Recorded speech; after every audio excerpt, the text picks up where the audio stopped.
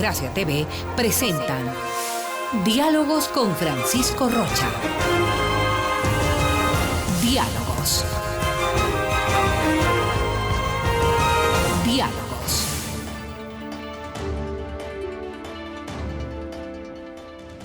Buenas tardes, amigos, estamos iniciando Diálogos. Está con nosotros, como diría alguien ahora sí, está el arquitecto Fernando Carrión, es catedrático universitario, fue rector de la Flaxo, pero ahora, claro, llama la atención mucho esta asesoría al actual alcalde de Quito, y entonces la gente y las preguntas que hemos tenido son estrictamente sobre el tema. Así es que gracias, Fernando, por venir y acompañarnos este viernes. Además que la próxima semana son vacaciones en la radio y en la Democracia TV también, en las dos, en la EXA y en Democracia. Una pregunta primero que la gente ha pedido y es de las más insistentes. ¿Cómo llega Fernando Carrión a la asesoría? Porque no está en una dirección, no está en una secretaría, a la asesoría al alcalde Yunda. Y la otra pregunta que además me pidieron así, pero expresamente, ¿le ayudó en la campaña al alcalde Yunda? Bienvenido, Fernando, buenas tardes. Bueno, muchísimas gracias, Francisco, por la invitación y un saludo cordial a la amplia audiencia que tienen.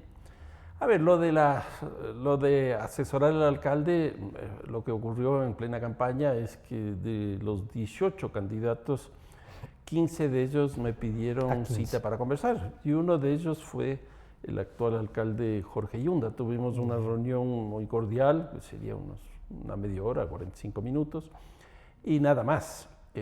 Después vino ya las elecciones, si no me equivoco, el domingo 14 de marzo, y él sale ganador, y al siguiente día, el día lunes, en una conferencia de prensa, lo que hace es convocar a algunas personas, entre esas me convoca a mí. Para mí fue obviamente una sorpresa, porque la única vez que yo había estado con él había sido esta vez que se reunieron y nada más. Plena campaña. Sí, en plena campaña y nada más. Yo estaba fuera del país, me enteré, porque en estas cosas uno se entera inmediatamente por ¿qué vas a amigos hacer? que uno le escriben, me mandaron incluso el link de la conferencia de prensa, etcétera, y a mí me llamó poderosamente la atención. Obviamente apenas llegué, nos reunimos, conversamos y me propuso que le ayudara. Yo le dije que la parte administrativa no me interesaba en absoluto y que lo que podría hacer es trabajar básicamente lo del estatuto autonómico, que me parece que es una cosa estructural que Quito necesita, y él me aceptó. Y en eso estoy en este momento. Yo no estoy vinculado a la parte administrativa y de gestión diaria del municipio de Quito, ni siquiera trabajo en las oficinas del municipio, sino que sigo trabajando en mi oficina en Flaxo. En Flaxo. Bueno, ¿y en qué consiste entonces la asesoría? Trabajar estrictamente el estatuto para plantearlo, porque eso debe ir aprobarse por el Consejo, del Consejo a la Asamblea y a una consulta. ¿Así es el trámite? Bueno, después de esta conversación que tuvimos, la cosa ha ido caminando un poco más y me ha pedido algunos apoyos adicionales. Me consulta sobre temas, y yo le he planteado también la idea esta del corredor metropolitano de la 10 de agosto, que me parece que es una cosa que Quito necesita. ¿Y él hablaba del segundo piso? ¿Le planteó también? No, eso no, pero no pero ha estado... del corredor de la 10 de agosto. Eso sí, que es una propuesta que yo le hice y él aceptó. Entonces, lo del estatuto autonómico estamos trabajando, ya tenemos prácticamente un primer borrador de lo que sería el estatuto. Tenemos hecho una convocatoria para que la gente pueda participar ampliamente. Tenemos un consejo consultivo internacional que están ya participando alrededor de unas 500 personas desde fuera del país, básicamente para hacer política comparada. Exactamente. Y luego el Consejo Consultivo Nacional, que ya están alrededor de 1.200 personas. En este caso lo que buscamos es difundir la información de lo que el propio caso de Quito ha hecho. El caso Paco Moncayo hizo una propuesta, Augusto Barrera hizo otra, y la tercera que hizo Rodas, que nosotros estamos trabajando las tres. Con las tres. Entonces ese consejo consultivo está funcionando, tenemos un boletín, este boletín se está difundiendo de alrededor de unas 100.000 personas ya, sale una vez por semana, Y el proceso que tiene que seguir es la redacción del estatuto, que va a ser presentado a un seminario internacional con financiamiento de la CEPAL, no es financiamiento municipal, que se va a hacer el 22 y 23 de agosto. ¿Ah, ya? Ahora, sí, ya. Estamos a las puertas. Ya es, bueno, hasta avanzado el trabajo, ¿pero qué quiere salir rápido usted? No, pero hay una urgencia. Es de la ciudad. Sí, claro, porque esto está en la Constitución del 2008, han pasado 11 años y desgraciadamente esto no se ha concluido. Entonces, este primer borrador va a ser sometido a este seminario internacional. De ese seminario internacional saldrá un segundo borrador. Ahí vamos a tener 7 mesas de debate con amplia mesas sobre 7 temas cada una, donde tendremos un debate con amplios sectores de la ciudad. Una vez que terminemos ese debate tendremos un tercer borrador y ahí recién entrará a tratamiento del Consejo. Del Consejo Municipal. Consejo Municipal. ¿Tiene que aprobar el Consejo y la Asamblea? No. La aprueba exclusivamente el Consejo Municipal. Pero tiene que ir a una consulta, ¿no? Tiene que ir primero a una consulta, pero a la Corte Constitucional para ver si tiene... Para que diga, está dentro de la norma constitucional. Una vez que diga que sí, pasa a un plebiscito. Y entonces todo el Cantón Quito, todo el Distrito Metropolitano tiene que votar a favor o en contra de esta propuesta. A veces uno dice el marco jurídico sobre el que se ha de mover. En otras ciudades comienzan a hablar de eso, de una especie de autonomías, y otras aprovechan más y comienzan a visualizar un Estado federal. Si por una decisión de la Corte comenzaron a hablar de un Estado federal y que había que cambiar, y de las costumbres de los ecuatorianos en cada zona. El estatuto realmente, ¿qué es? Un instrumento que nos permite visualizar la ciudad, que nos permite cobrar más impuestos, que nos permite regular, porque le hemos escuchado, y esta semana mismo al señor alcalde Yunda, como poner mucha esperanza en lo que puede ser el estatuto. Sí, bueno, esto es una tendencia que está ocurriendo en general en América Latina. Por ejemplo, el año pasado en Ciudad de México se aprobó la Constitución de la Ciudad de México. En ese caso es muy distinto a lo nuestro porque es un país federal, el caso nuestro es un país unitario. ¿Qué significa un estatuto autonómico en el caso de un país unitario como el caso del Ecuador? La Constitución establece claramente, por ejemplo, todo este proceso que veíamos de la redacción, la aprobación del Consejo, de cómo se llega a esta especie de constitución. Luego tenemos una segunda cosa que es el COTAD. En el COTAD también se establece que este estatuto autonómico debería definir competencias. Y aquí pongo un ejemplo. En el 2010 se aprueba el COTAD y el COTAD le resta competencias al conjunto de los municipios, como por ejemplo de educación, de salud y de seguridad. Entonces, como establece que deberemos definir las competencias, la idea es recuperar esas competencias. Educación, salud, seguridad también. Sí, pero no de forma exclusiva, sino más bien compartir con el Estado central. Exactamente. O sea, que puedan tener cosas como los colegios municipales, generar más. Y que en el tema de seguridad, que ahora hay un debate. Sobre todo en Guayaquil, ¿no? Pero la idea es que nosotros tengamos competencias en salud, educación y también seguridad. Porque, por ejemplo, Quito ha tenido una educación históricamente muy interesante, pero este rato tiene más o menos el 3-4% de la matrícula educativa, que es muy baja. Tanto en primarias y secundarias. Y tiene colegios muy buenos. Tiene, si no me equivoco, 22 colegios donde está el Benalcázar, que pero probablemente sea el más icónico. ¿Cuánto por ciento dice que? 2-3% de la matrícula escolar, así casi nada. Casi nada. Entonces la idea es recuperar eso. Crecer ya. Sí, sin porque duda. Un tiempo fue como casi el 30% de la fue muy alto y la educación era espectacular. Muchos líderes políticos, sociales, económicos se formaron ahí, en el Colegio Espejo, en el Benalcázar. La Escuela Espejo tenía una fama, había que... Tenía, sí. Después la Sucre, bueno, tiene, ¿no? Colegios municipales que perduran hasta ahora, que guardan todavía ese prestigio. Entonces, usted diría, sí vale el estatuto para visualizar el futuro de la ciudad. Se habla de administrar nuestros propios impuestos y crear. Eso no es apuntar a, algunos en cambio estamos apuntando a que hay que cambiar la Constitución, no es apuntar a una disgregación mayor, ¿no? Lo que ocurre es que está regido incluso constitucionalmente y normativamente que los ingresos municipales son impuestos, básicamente el impuesto predial, tasas, por ejemplo el pago por el servicio de agua potable, crédito, que puede obtener crédito, y transferencias, básicamente eso es. Y entonces en ese espacio hay que moverse.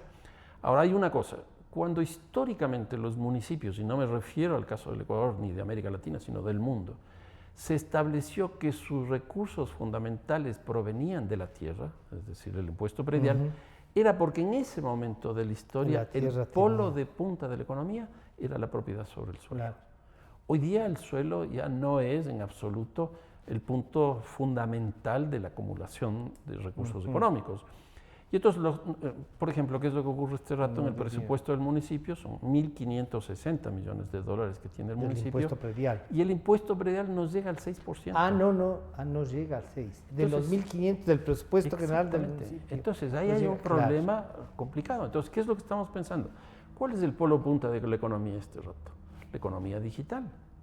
Y tenemos muchos problemas. Tenemos problemas con Uber, con Cabify, con Airbnb, con Netflix, con que son servicios Google, basados en eso. Exacto. Entonces, ¿cuál es la idea? Que en este caso se podría cobrar a esas aplicaciones, a esa tecnología, a esos usuarios de esa tecnología, tasas. Para que puedan usar. Exactamente. Pero eso no se vuelve, Fernando, en un país o en una ciudad cara para el acceso tecnológico. Eso tiene dos ventajas. Una primera es regularizar el uso de estas aplicaciones. Por poner un ejemplo, Airbnb no paga en absoluto impuestos y los hoteles pagan impuestos al turismo, a la propiedad inmobiliaria, etcétera, etcétera. ¿Por qué esa preferencia para una aplicación que ni siquiera es ecuatoriana y que los recursos que cobra aquí se van al exterior y sí se cobra a los hoteles, a las residencias, etcétera? Entonces, no solo que les pone en una condición de mercado exactamente igual, sino que se tiende a regular exactamente eso. Y lo mismo pasa con Uber, con Cabify, con Netflix, etc. Y ahí vendríamos a pensar ahí, pero Uber y Cabify podrán trabajar con esta regulación. La idea es que sí. La idea es que sí. O sea, y que los taxistas actuales entren a competir. Y que entren con tecnología también. Y que además nos garanticen pues el servicio. Francisco, si no, uno para y dice no voy por tal parte, a esa zona no, es muy corto. Pero hay una cosa adicional. Yo en este último tiempo me estoy moviendo mucho con taxis y converso con los taxistas. Los taxistas amarillos tradicionales, la conversación que yo tengo es ¿cuántos kilómetros camina usted al día? Y la respuesta que me dan es entre 200 y 250 al día. ¿Cuántos de esos 200 o 250 kilómetros al día va con pasajeros? Me dicen, no sé, debe ser la mitad, no saben en realidad. Sí, no hay una. Pero no saben cuánto están perdiendo. Exactamente, y cuánta gasolina, cuánto llantas, la contaminación, todo, etcétera, etcétera. Cuando uno habla con uno de Uber o Cabify, las distancias que recorren son menores y las distancias que recorren con pasajeros es mayor a la... Exactamente. Entonces, la idea es que los taxis convencionales entren en la lógica de esta tecnología para que no estén dando la vuelta buscando pasajeros, sino que a través de estas aplicaciones uno les llama y a través de estos algoritmos que tiene se sabe cuál es el que está más próximo a la demanda. Y se comunica. Y van enseguida. Entonces, todo eso ayudaría, obviamente, también con el estatuto. Incluso tráfico, contaminación y todo, ¿no? Entonces, el estatuto está caminando, avanza. Avanza. ¿Ha consultado el alcalde Yunda sobre los perros y las reinas? No, eso no. No. A ver, esto es bien interesante, porque nosotros estamos discutiendo con grupos de abogados también. Y una de las cosas que yo les he planteado, por ejemplo, yo creo que hay que definir si nosotros nos vamos a ir por la línea de alcaldías mayores o alcaldías menores, ¿no es cierto? Y entonces yo les he dicho, por decir cualquier cosa, me parece que tienen que ser... zonales. No, tienen que ser, por decir algo, 10 alcaldías menores. Y los abogados me dicen, uno tiene que tener en cuenta que en derecho se deshace como se hace. ¿Qué quiere decir eso? Les pregunto. Y me dijeron, así como nosotros estamos planteando que van a haber 10, por decirlo de alguna manera, si nosotros de aquí a 10 años o 15 años o 5 años creemos que no son 10 sino que son 8 o que son 12, tendríamos que volver a hacer un plebiscito. Entonces, lo que me han dicho, y que me parece que es muy lógico esto, es que simplemente lo que habría que definir qué es una alcaldía menor y que la posibilidad, por ejemplo, de la delimitación y del número de alcaldías menores sea una cuestión de una ordenanza. Entonces, hay una norma general. Ya, habrán alcaldías menores. Exacto. Pero ejemplo, la decisión de cuántas estaría en manos del Consejo. Exactamente. Entonces, por ejemplo, las reinas y eso no entrarían en una cosa de este tipo porque es una cosa muy particular que no atiende justamente a una lógica de... Y ahora, si usted hubiese aceptado algún partido de todos los que le proponían, y algunos hacían fuerza y todo, y que usted como dice, no, plata no tengo, y no, a la ciudad que cuente conmigo, pero no estoy dispuesto a correr. Por lo menos de esa impresión nos queda. ¿Habría eliminado la reina de Quito? A ver, yo creo que lo que está pasando en el mundo, porque este no es un tema exclusivamente de la ciudad de Quito, es que hay unas transformaciones de la forma de pensar las sociedades muy fuertes. Y aquí dos ejemplos. El uno, el caso de cómo piensa la sociedad del tema ambiental. Por ejemplo, aquí yo tengo un problema con mi hijo de temas generacionales. Él dice, los toros no. Y yo le digo, a mí no me importa, a mí me gusta el fútbol, como que no me desaparezca en el fútbol. Los estadios. Estoy listo, exactamente. Pero él sí, nada. Y yo lo que veo es que a mí me afecta a los toros porque para mí era... Probable. Sí. Y entonces, ¿qué es lo que ocurre? Hay una conciencia ambiental que está conduciendo justamente que en el mundo tiendan a desaparecer los toros. Aquí desapareció mediante una consulta en el caso de Quito. ¿Una consulta que fue 44-42? Sí, fue claro, sí estaba muy equilibrado. En Bogotá, por ejemplo, la plaza de toros... Está regresando ahora se está planteando que vuelva. Y ahí lo que hubo fue simplemente que la propiedad de la plaza era municipal. Y el alcalde anterior dijo que no arrendaba para los toros. Fue una decisión así. Pero, por ejemplo, Barcelona no tiene. Barcelona no tiene. Y tiene una plaza de toros hermosa que le convirtieron en un centro comercial que es muy interesante. Entonces, hay un avance de las generaciones nuevas, de la sociedad, etcétera, en el ámbito de la conciencia ambiental. Y yo diría que en el caso de las mujeres, que me parece que ese es el gran cambio que ha vivido la humanidad en este cambio de siglo, en estos 20, 25 años, lo mismo está ocurriendo con las demandas de las mujeres respecto de múltiples cuestiones, y entre otras salir a varias feministas aquí en defensa, porque no hay una sola de las reinas o ex reinas, que han sido 60, si es que eligen ahora este año, que no sea profesional, que no haya hecho otra cosa, que además no se haya vinculado. Alguno decía, incluso en los últimos años se ha recurrido mucho a ellas, quizá por la falta de organización política o quizá por el 50-50, dicen algunos, pero también un poco estigmatizar eso a título de que sí vamos a responder, y cuando vemos las preguntas en Quito, el 70% dice que está bien que tengan reinas si quieren, ¿no? O sea, no es una cosa que a mí me interese, dicen, pero si quieren tener, que tengan. A ver, en este caso yo lo que creo es que hay, en los concursos de belleza, no hablo de la reina de Quito, hay una especie de estereotipos de generar qué es la belleza, de imponer esa. Exactamente. Entonces, que eso debería cambiar. Pero en el caso de Quito, la reina de Quito eso no ha tenido. No. Más bien lo que ha ocurrido... Nunca ha desfilado en traje de baño. Por ejemplo, eso nunca ha ocurrido, nunca ha ocurrido. Entonces, eso no ha estado presente, pero sigue operando esa situación. Pero en el caso de la reina de Quito, lo que hemos tenido son reinas con un énfasis en la parte social. Tan es así que, terminado el reinado de las reinas de Quito, lo que han decidido es formar una fundación que se llama Reinas de Quito para tienen dos proyectos que gastan $400,000 al año y mantienen talleres, y mantienen una cosa. O sea, uno dice, y eso que sí ayuda, que asumirá, el municipio ha dicho que gasta como $150,000, ¿no? sí. pero ya viendo cuánto es en el gasto más los auspicios y eso, dicen, no es eso. Ahora, el problema de fondo, me parece, es que todo esto está incluso temporalmente ubicado alrededor de las fiestas de Quito. Ya, Y entonces lo que estamos construyendo con este tipo de cuestiones son vacíos representativos, vacíos simbólicos. ya. Entonces, por ejemplo, salen los toros y ¿qué queda? Nada. Sale la reina de Quito y ¿qué queda? Nada. Nada. Y entonces, cuando uno produce vacíos simbólicos, lo que tiene que hacer es reconstituir esos espacios con alguna otra cosa más. Si ya nos quedamos, a ver, las fiestas... Que eran las fiestas en definitiva. Exactamente, las Y fiestas. ahí yo pregunto al ciudadano con visión, al arquitecto que ha estudiado las ciudades, que estudia los peligros de las ciudades, uno dice, ¿y en qué quedamos con la tradición, con la cultura, con esa identidad que tiene cada sector?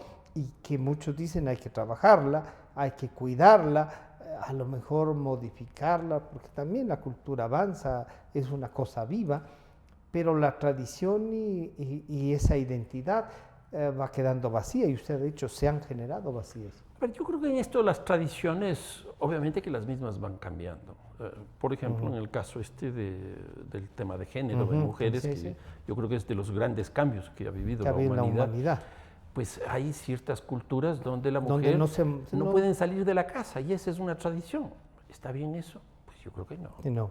Entonces, lo de las tradiciones también van cambiando. Ahora, lo que sí me parece que es muy importante es el tema de la fiesta. O sea, toda sociedad necesita la fiesta.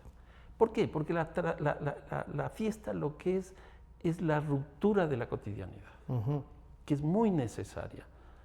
¿Y qué es lo que ha pasado con las Y fiestas darse de un Quito? espacio de encuentro. Claro, como es una sociedades, catarsis, es una claro. catarsis que Sí, necesitan sí. todas las sociedades, todas la tienen. ¿Qué es lo que ha pasado con las fiestas de Quito? Y aquí hay un antropólogo brasileño que tiene una definición muy, muy hermosa, que yo mucho la utilizo, que él dice que este tipo de fiestas son el ritual del consenso. Sí. ¿Cómo se construyó el ritual del consenso en el caso de las fiestas de Quito? Principalmente hace 60 años, con toda la lógica que vino de la españolidad.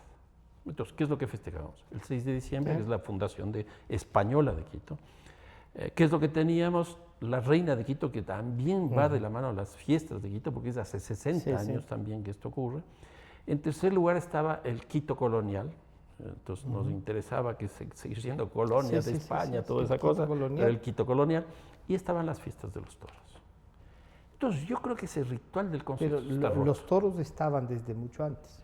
Sí, pero los toros populares, los toros modernos de la economía. De corridas con la Belmonte también, pero Sí, además pero- lo que era la zona de Sí. la plaza del teatro. Sí.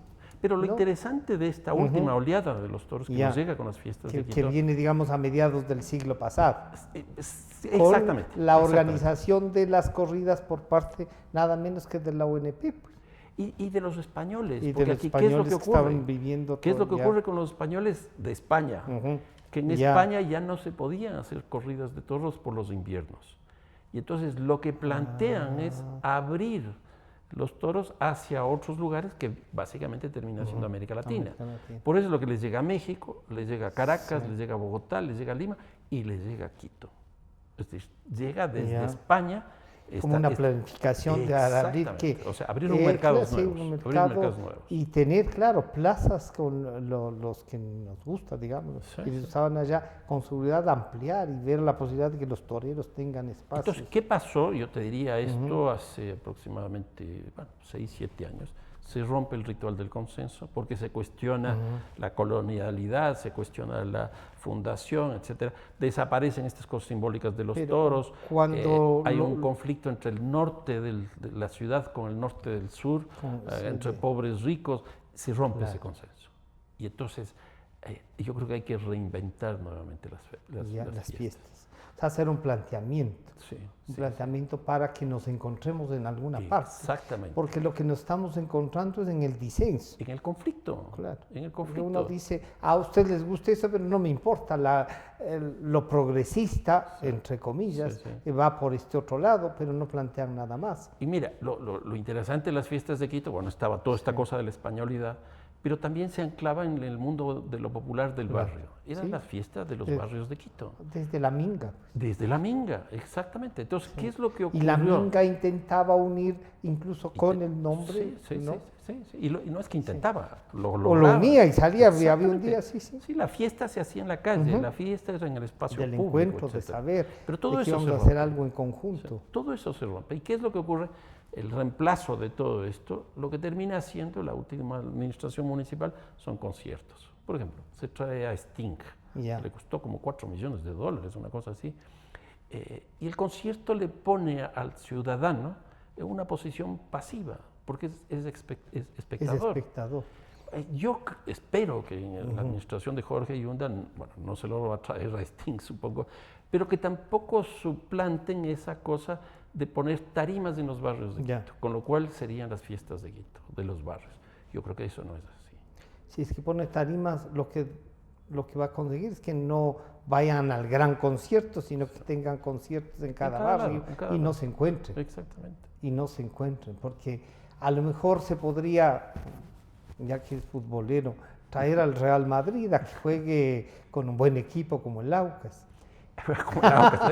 Pero no, yo creo que aquí, Ya. por ejemplo, Sí. el ejemplo más interesante Es- sería el Carnaval de Río. Ya. Por ejemplo, ¿qué es el Carnaval de Río? Todas las escuelas de samba son samba, barriales sí, son y se de- pasan durante todo Todo el año año preparándose. preparándose para el carnaval Sí, sí. y lo hacen en el Sambódromo.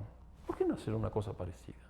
Que puede ser alrededor de Ya. la música, puede ser alrededor de una cosa simbólica, puede ser alrededor del deporte, el desfile de la confraternidad puede ser reinventado en otro Ya. sentido.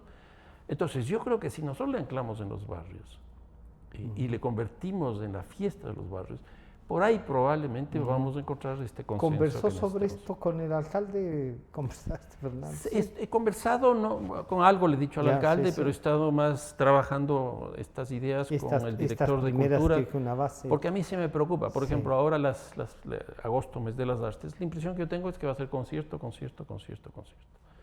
Y yo creo que hay que hacer más que eso, más que eso. Sí, o sea, ¿dónde quedan los libros? ¿Dónde queda la...? Sí. Así no estén de moda. Sí, sí. O sea, la ciudad tiene Sí, cultura, los barrios tiene. tienen cultura, pero también esa cultura que nosotros tenemos, y hay una encuesta que hizo Antanas Mocus, aquí el exalcalde de Bogotá, donde demostraba que nuestra cultura ciudadana está en la ruina, Cero. que nosotros no respetamos la norma, que las relaciones de convivencia No, entre son nosotros terribles. es terrible. ¿Por qué no hacer algo alrededor de eso? Quito, le preguntaban al alcalde Yunda, le decían, Quito resulta una ciudad inviable, tan inviable que el alcalde representa el 20%. Bueno, yo creo que aquí hay un par de cosas que son interesantes. La una, yo creo que parte de la crisis que vive Quito es la crisis de representación política. Quito tiene, porque todavía sigue operando el Código de la Democracia y los operadores políticos todavía Sí. existen, tiene 49 organizaciones políticas. La ciudad de Quito. 49. Una locura. Entonces, ¿a qué Claro, condujo sí. esto? A que tengamos La 18 dispersión, candidatos. claro. Y Y una cual- falta del consenso. Una falta de consenso. Yo tuve una conferencia ayer delante de unas 120, 130 personas. Les dije, Quito tiene 49 partidos políticos, operadores políticos. Sí, sí. ¿Cuántos de ustedes de aquí ¿Pertenecen a alguno de esos? Exactamente. ¿A quién Ninguno representan? se atrevió Ninguno. a levantar la mano. A decir yo formo parte de este. Es Ninguno. increíble. O sea, hay una crisis Más de de 100 representación. personas, Sí, hay una crisis de Nadie se siente representación. representado por Y él. eso es complicadísimo. Entonces, yo creo que ese es el 21% Ya. del alcalde Yunda. Pero la otra cosa que también va en la misma línea de la representación y que es complicado, es que el alcalde Yunda gana con el 21% de la alcaldía y tiene 3 miembros Concejales. de O sea, ni bloque en el siquiera consejo. responden al 21% de él. La segunda que es Luisa Maldonado, que hizo una campaña muy buena, queda segunda, pero obtiene el primer bloque en el consejo con 9. Y ella, en cambio, no tiene los votos que No tienen tiene. los concejales. Pero eso se ve cuando esta forma de elegir por distritos. Y Exactamente. volvieron a dividir a Quito. Entonces aquí Era hay- un objetivo dividir, yo creo parece, que sí, ¿no? Yo creo que sí. El dictador Pinochet Ya, hizo las exactamente hizo eso en Santiago. en Santiago. Son la- 36 comunas. 36 comunas y no les ha ido No, bien con esto de las alcaldías y No, esto no. no les ha ido bien. No. Tampoco en Bogotá las alcaldías menores. En Bogotá yo creo que un poco mejor. Mejor, un poco sí. mejor. Sí, lo que pasa es que... Antanas Mocus logró, en cambio, como dirían los de los 12 últimos años, empoderó a la ciudad de Bogotá Sí, por los sí, ciudadanos, sí. más allá de las alcaldías menores. Lo que pasa es que hay que entender un poco estos procesos, porque el caso de Bogotá no elegía alcaldes. Recién en el Sí, año 87 elige por primera vez alcaldes. Y entonces viene esa oleada democratizadora de la sociedad local. Y ahí son 3 alcaldes, no es solo Antanas Mocus. Ya. Es el actual alcalde Peñalosa, que en ese Sí. momento estuvo en la alcaldía y que es una alcaldía interesante en esa época, no la de ahora. Sí, bueno. Antanas Mocus y Jaime Castro, los 3 de 3 partidos políticos que mantuvieron la el tema. continuidad. Sí. Entonces yo creo que eso se explica. Ahora, cuando hablábamos respecto de la representación de los concejales en el Santiago, consejo. perdón, Sí, para sí. volver para que esto Sí. de la representación, a ver si lo puedes juntar. En Santiago de Chile, esta división hecha por Pinochet, Sí. que es una especie de los dictadores quieren dividir para ganar, causó una dificultad al alcalde de Santiago. Tan es así que Y ahora, aquí igual. ahora están discutiendo la ¿Cómo posibilidad de realizar? tener un gobernador de todo Santiago. el Gran Santiago. Ah, Porque, ¿qué es lo que ocurre en Santiago, en este Gran Santiago, con estos 36 municipios, porque es lo que tienen? Es que el Ministerio de Transporte es el que diseña la movilidad en la ciudad. El Ministerio de Vivienda es el que hace la una vivienda. y ciudad así que no es de los sucesivamente. ciudadanos. No. Entonces, volviendo al caso de Quito, con esto que hablábamos de la crisis de representación, en el Estatuto Autonómico, lo que nosotros estamos planteando es que haya la posibilidad de que se representen a través de los distritos electorales, no todos, una Ya. parte, y otra parte sea representativa De de la todos. totalidad. En otras palabras, una cosa muy parecida a la Asamblea, donde lo que Ya. existe Hay son locales representantes y nacionales nacionales. y O provinciales. sea, un local y a lo mejor 3 Exactamente, cantonales. Exactamente. Ya. Entonces, la idea que nosotros tenemos ahí es que esta representación sea de esta forma, de tal manera de que no haya lo que ocurrió ahora, que el alcalde que gana no llega con mayoría, sino que Claro. pueda llegar con un bloque un poco más interesante. Sí, que tenga que dialogar, sí, pero no que Exactamente. tenga a lo mejor que someterse. Sí. Pero una cosa que me preocupó al escucharlo al señor alcalde Yunda y que le pido a usted que visualice, Fernando, es que él decía, yo no vine comprometido con nadie, el partido que teníamos intereses, yo quería ser candidato, ellos no querían desaparecer, aunque de todas maneras tienen que desaparecer porque no representan ni el 1%. Pero claro, ese 1% que representan les dio el alcalde y los concejales que han sido electos aquí, ¿no? Entonces un alcalde que no tiene partido, dice que no tiene ni amigos siquiera a los que quiera responder, tanto que termina convocando a concurso para las administraciones zonales. Y uno dice, oiga, no representa a nadie, convoca a concurso, no tenía un equipo entonces. ¿No visualizaba la ciudad o qué? A ver, yo lo que creo aquí es que efectivamente no hay una estructura política detrás de No hay.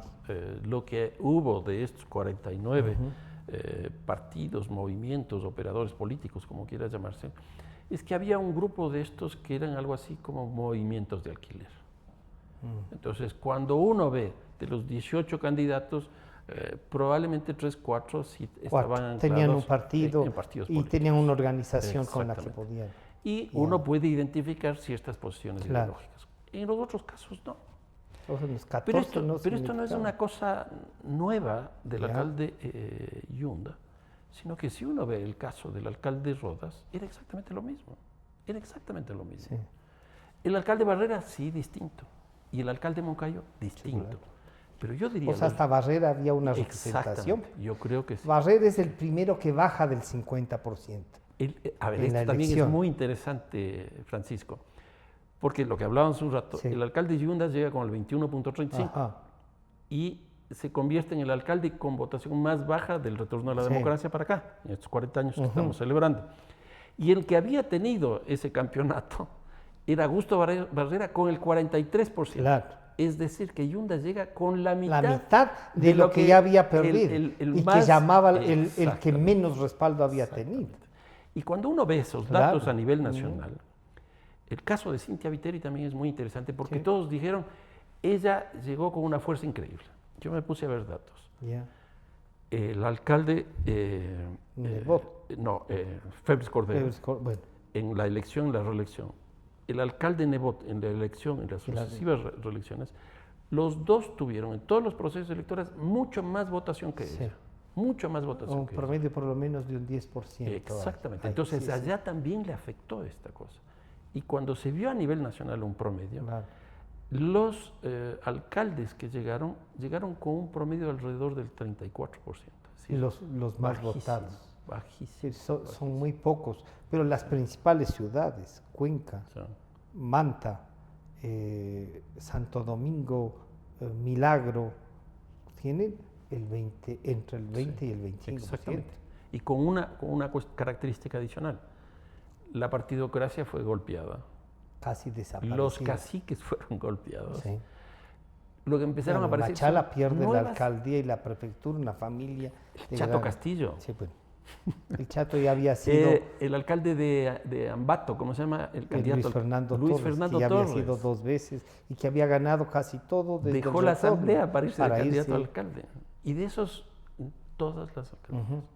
El alcalde de Cuenca, por ejemplo, tampoco es que viene de una estructura política así significativa. Quizá viene de la empresa privada. Exacto, Y esa empresa privada, las cámaras en las que sí había actuado, quizá le dio esta visión, ¿no? Pero tampoco que tenga más del 25%. No. Y entonces, claro, la gente sigue pidiendo renovación, que vengan nuevos.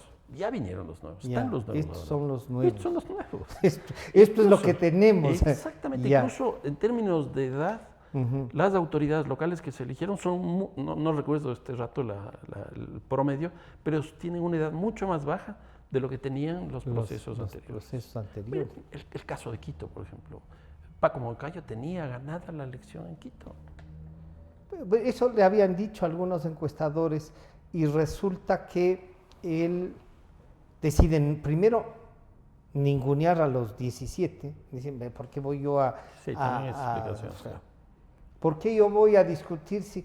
Bueno, a lo mejor tiene que discutir en un barrio donde no hay un candidato a alcalde, pero tiene que explicar qué es lo que quiere hacer.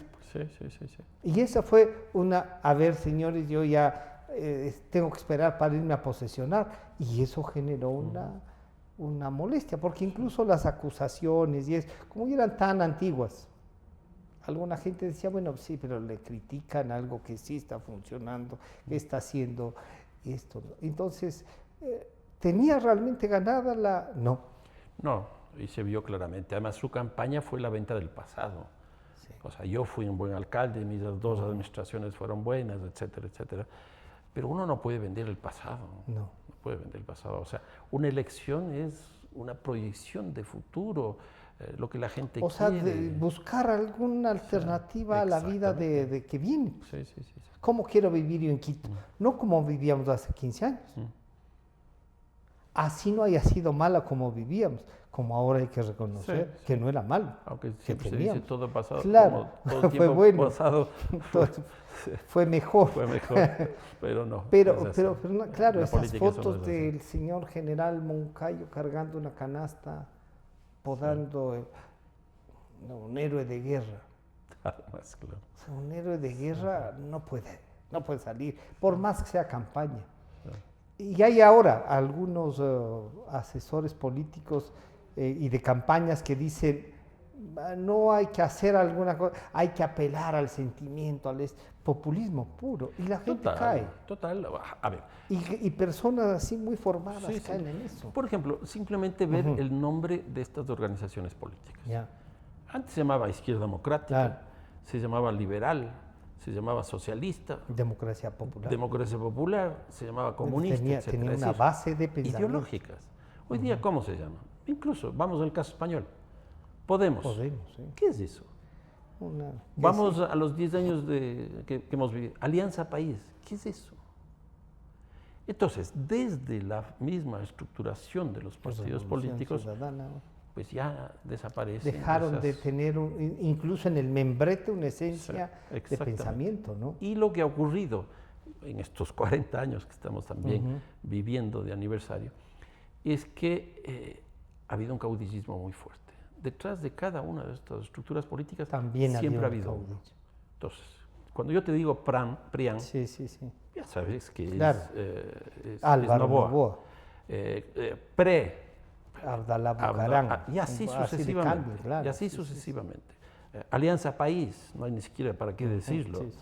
Y eso es lo que está ocurriendo. Entonces tenemos esta cosa de estos partidos de alquiler, tenemos estos partidos Ya. con estos nombres que no son ideológicos. Y Lo detrás de primero eso había es figuras. que poner ahí en cuestionamiento si vale o no aprobar tantos movimientos y partidos. El Ecuador tiene 278 partidos.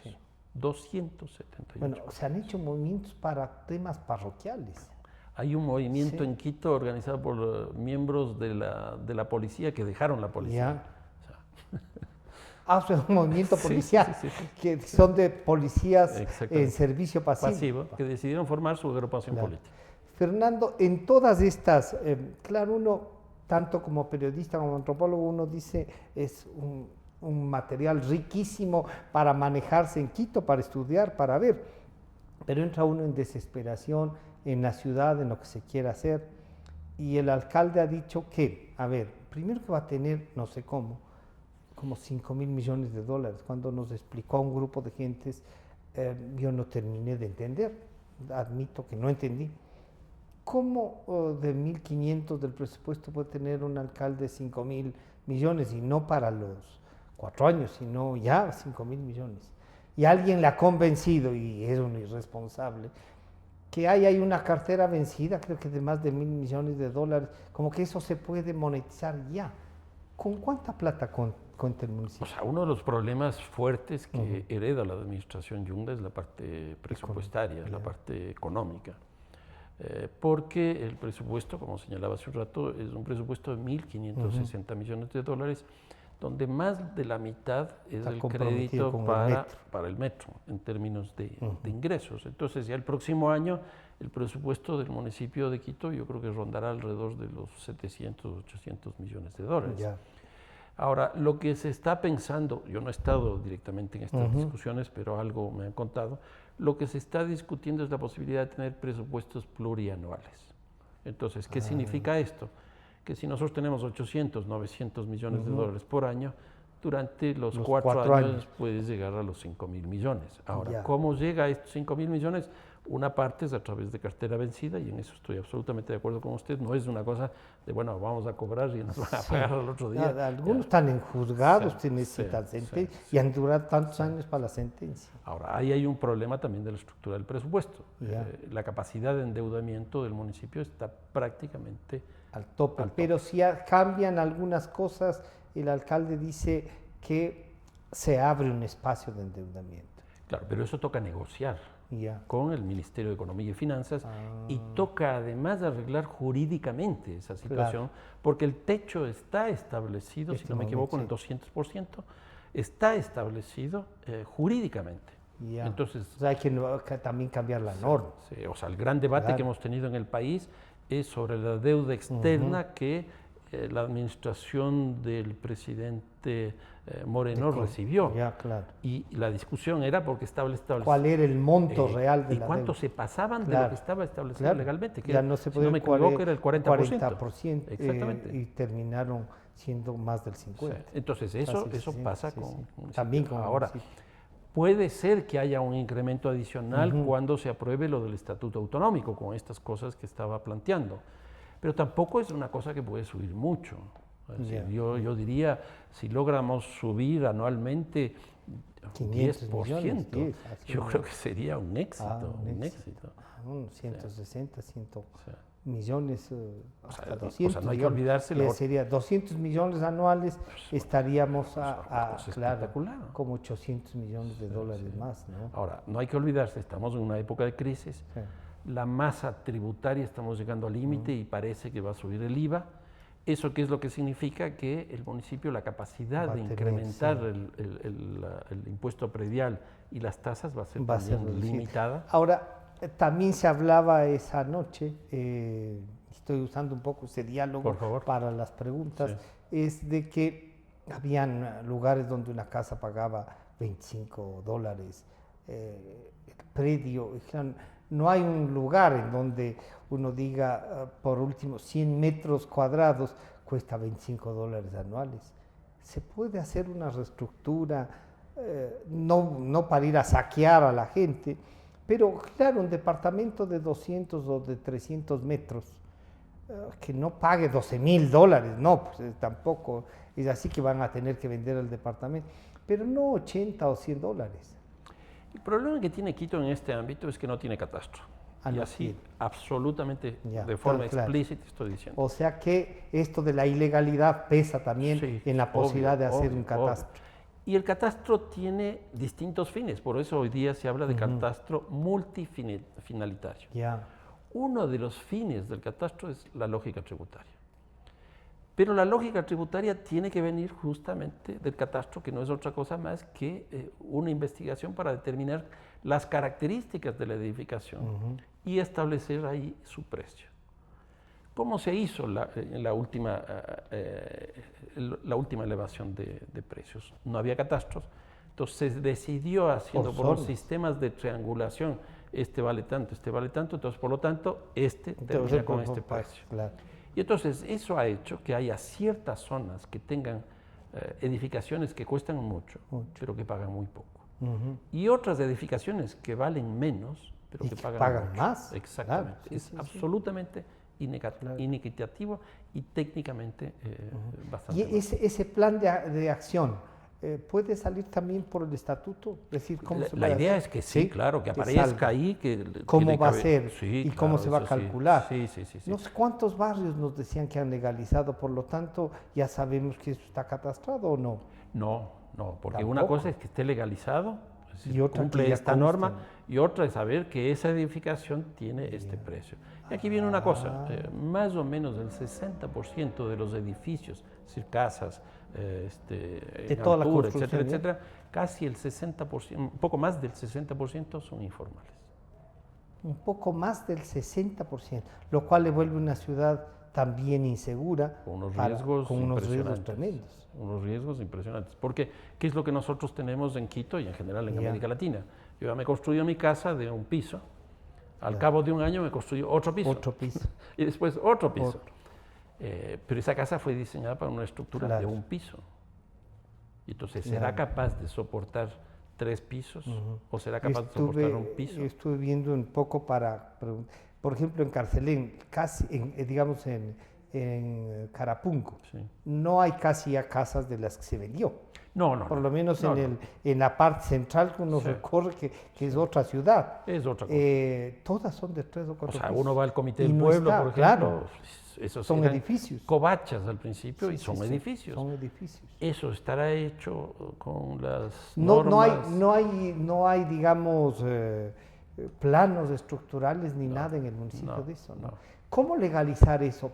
Incluso para que funcione el catastro. Porque un edificio de esos del Comité del Pueblo o de Carapungo, en cualquier otra zona, costaría y tendrían que aportar. A ver, la legalización proviene básicamente de tres consideraciones.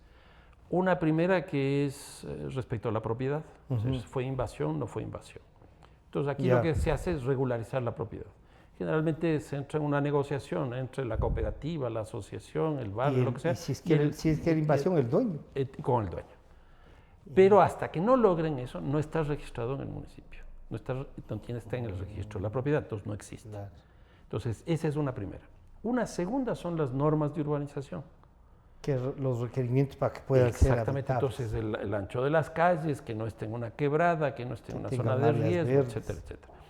Y entonces ahí también viene otro proceso de regularización que en algunos casos se termina cambiando las normas, es decir, todo barrio tiene que tener, por ejemplo, el 10% de área comunal. En eso, se cierra los ojos y se dice, ya, hagamos entonces, comunal las calles.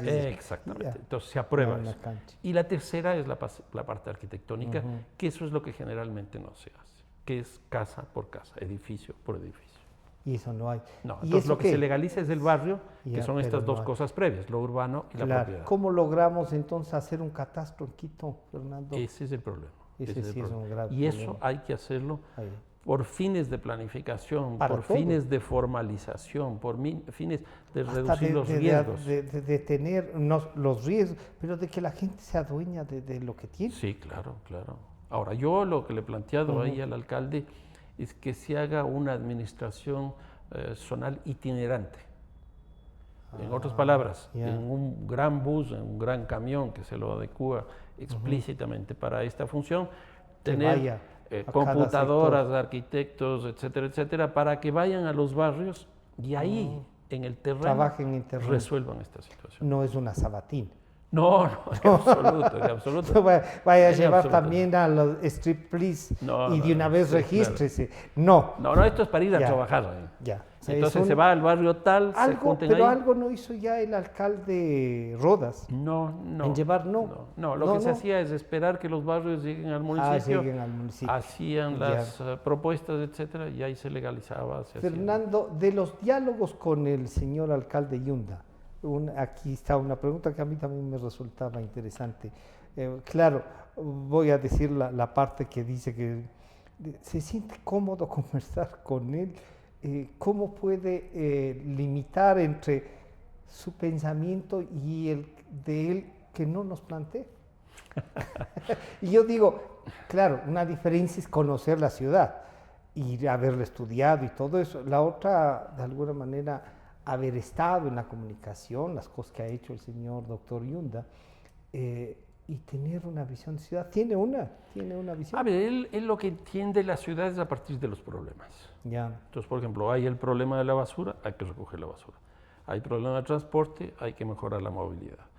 Y así sucesivamente. La visión mía en ese sentido es distinta estructural. porque para recoger basura yo planteo, por ejemplo, el cambio del modelo de gestión. ya.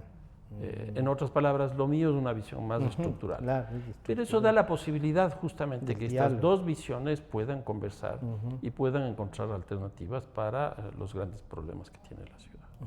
¿Durará esta asesoría, Fernando? Bueno, yo me he planteado un año nada más. Un año.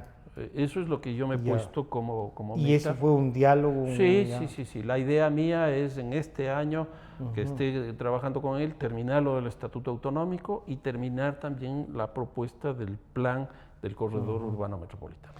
Y al fin, ¿valió la pena no ser candidato, Fernando? Yo tengo un problema ahora, salgo por la calle a caminar y mucha gente me... Dice que, oigan, ¿Por qué no está? mala gente. Exactamente. Sí, sí. Eso me pasó Oigan, ayer. ¿no? Ayer me pasó precisamente ¿Sí? eso. Que cómo es posible que yo no haya aceptado. Ajá. Claro, ¿no? Uno nunca sabe, la política, los momentos son muy Ya. importantes. También las trayectorias, yo no he hecho política nunca. Fui concejal, eso sí, no puedo negarlo. Pero esa decisión me ha costado mucho. ¿Y qué será? Entonces, ¿faltó militancia, puede ser? O sea, yo creo sí. que como conversábamos hace un rato, todos los candidatos Claro, no tenían eso. nada. Y yo me di cuenta que tampoco tenía. Y a mí me pareció, es una debilidad, Una tanto en la debilidad campaña grande. cuanto en la gestión. Ya. Y esa fue una de las razones por las cuales también decidí no meterme. La otra cosa es que me dijeron que el costo de una campaña triunfadora para la alcaldía de Quito era alrededor de $3 millones. Y a mí una de las cosas que me aterra es lo de Brecht. Claro. Entonces, ¿Quién puede financiar estos 3 millones? o sea, Pero se puede hacer una campaña distinta con yo creo que menos, sí. y con respaldos incluso de empresarios que si quieren una ciudad distinta inviertan para que haya gente Exacto. distinta. Sí, y eso es lo que hay que hacer, Claro. eso es lo que hay que hacer. Que esa es una de las cosas que yo creo que hay que ver cómo construir una ilusión para la gente. Exacto, sí. Que la ilusión no se construye recogiendo basura. Fernando, ¿cómo hacemos que el doctor Yunda, que alguien le decía en esta, doctor Yunda, yo me alegro de escucharle, le dijeron también eso, pero ¿cómo hacer que esto que ya le está pesando, primero lo inmediato, hija, ¿qué pasa? No pasarás por el municipio y te van a regalar un perro, sí, o que entre uno al municipio y estén ensuciándose los perros de ahí. Y entonces uno dice, no, si ya está olor a orines del centro histórico, meter perros más en las oficinas públicas parece que no era muy responsable. ¿Cómo hacemos que nos ilusionemos con el alcalde que tenemos? Esto es lo que hay. Y ¿Qué debe hacer la ciudadanía, Fernando? Sí, a ver, yo creo que una de las cosas más interesantes que podría ocurrir es el proyecto del corredor urbano metropolitano, porque es un proyecto que va a ser absolutamente visible, que se puede hacer en plazos relativamente cortos, que va a generar integración, etc. ¿De dónde surge esta idea mía del corredor? Surge, por ejemplo, en el caso de Guayaquil, de Malecón 2000. Ya. Surge de Buenos Aires, que probablemente usted conocerá, el caso de Puerto Madero. Puerto Madero, sí. El caso de Recoleta en la zona esa. el caso de Montevideo, las Ramblas, y así sucesivamente. Sí. ¿Qué quiere decir esto? Que en la historia de las ciudades hay un momento específico que aparece un proyecto que es capaz de aglutinar a la población. Ya. Entonces, para mí, este corredor de la 10 de agosto Maldonado es exactamente igual que el Malecón 2000, con una diferencia sustancial. Yeah. Este es un proyecto que se hace dentro de la ciudad y que da la posibilidad de articular norte con el sur. En el caso de Guayaquil 2000, era más o menos darle la cara al río. Claro. Y nada más. Y nada más. Pero este tiene unas posibilidades muchísimo. Y ahí le escuché al alcalde también hablarnos del metro como un instrumento eje, ¿no? Sumado a lo de la 10 de agosto y la Maldonado. Son parte de lo mismo. Son parte de lo mismo. Porque la idea que nosotros tenemos atrás de esto es la urbanización del metro. Francisco, el metro fue muy mal diseñado. Se hizo prácticamente al margen de la ciudad. Por ejemplo, tener una parada como la de la Universidad Central, que termina siendo distante de 3 universidades que están al otro lado. Que están en la zona, pero al otro, al oriente. Si hubiera estado en el medio, es decir, en las 10 de agosto, teníamos en Patria, buses para o caminábamos. La equidistancia es clarísima. Y para las dos, 3 universidades de acá, o 4 y una acá. Sí. Es absurdo. Claro. Y solo va por la América. Cuando una persona viene de Los Chillos, llega al Trébol, ¿cómo llega a la parada de San Francisco? ¿Cómo llega a la parada que está un poquito más al sur? No puede llegar. No. Entonces, aquí hay que usar eso, pero ¿y cómo hacer que el metro, como está hecho, no sirva? Entonces, ahí viene la urbanización del metro. ¿Qué significa urbanizar el metro? Uno, que sea el eje vertebral del sistema multimodal, es decir, que todos los modos de transporte se articulen. Que sea el eje del sistema vial, es decir, que todas las vías converjan al metro. Y en tercer lugar, la cosa más importante, es que dentro de los 22 kilómetros podamos generar actividades comerciales, actividades culturales, actividades de vivienda, etc. ¿Y por qué esto? Todo el hipercentro está perdiendo población. Todo el hipercentro. Esta zona está perdiendo población.